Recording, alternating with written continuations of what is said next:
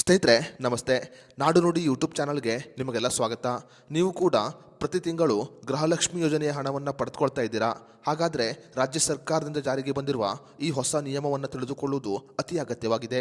ರಾಜ್ಯ ಸರ್ಕಾರ ಈಗ ಗೃಹಲಕ್ಷ್ಮಿ ಯೋಜನೆಯ ಹಣಕ್ಕೆ ಸಂಬಂಧಪಟ್ಟಂತೆ ರಾಜ್ಯಾದ್ಯಂತ ಹೊಸ ನಿಯಮವನ್ನು ಜಾರಿಗೆ ತಂದಿದೆ.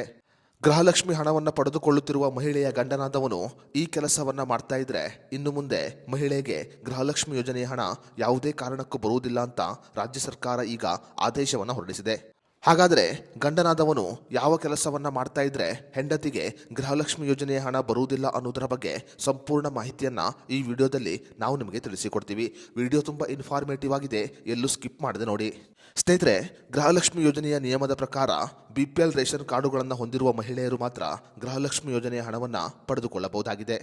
ಮಹಿಳೆಯ ಪತಿ ತೆರಿಗೆಯನ್ನ ಪಾವತಿ ಮಾಡುತ್ತಿದ್ದರೆ, ಅಂದರೆ ಆತ ಯಾವುದಾದರೂ ಒಂದು ಬಿಸ್ನೆಸ್ ಮಾಡುತ್ತಿದ್ದು ಪ್ರತಿ ವರ್ಷ ತೆರಿಗೆ ಪಾವತಿ ಮಾಡುತ್ತಿದ್ದರೆ ಇನ್ನು ಮುಂದೆ ಆತನ ಪತ್ನಿ ಗೃಹಲಕ್ಷ್ಮಿ ಯೋಜನೆಯ ಹಣವನ್ನು ಪಡೆದುಕೊಳ್ಳಲು ಸಾಧ್ಯವಿಲ್ಲ.